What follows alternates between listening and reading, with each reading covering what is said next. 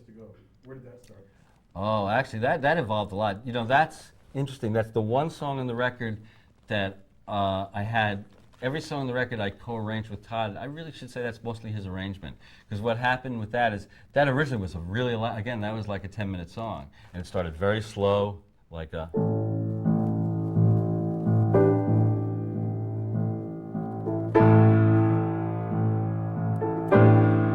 It was very tense and started very low-key like that, very sinister, had a big sort of frantic dance in the middle. It was actually the whole suggestion of a life of a kid who's all revved up with no place to go. And I don't know if it's simply our aesthetic differences, which is a big part of it, or the fact I do remember that the one time I got really sick. I had this terrible virus, flu or something. I was really healthy through the whole making of the record, but we were up in Woodstock. And I got really sick, and I was actually in bed. I remember I couldn't do anything. And I remember Meatloaf coming up saying, Jimmy, Jimmy!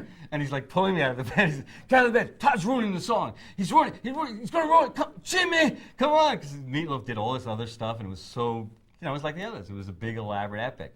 And Todd, probably smartly, said, do they all have to be big, elaborate epics? Can't we have one that's just a song, a 4-minute rock and roll song? And I probably said, no, I want an epic, I want an epic.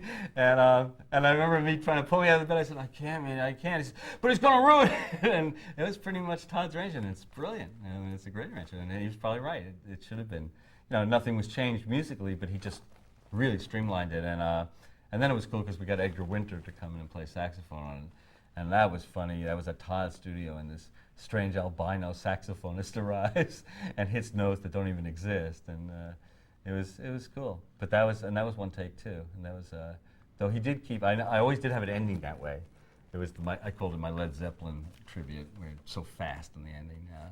And Todd did that great.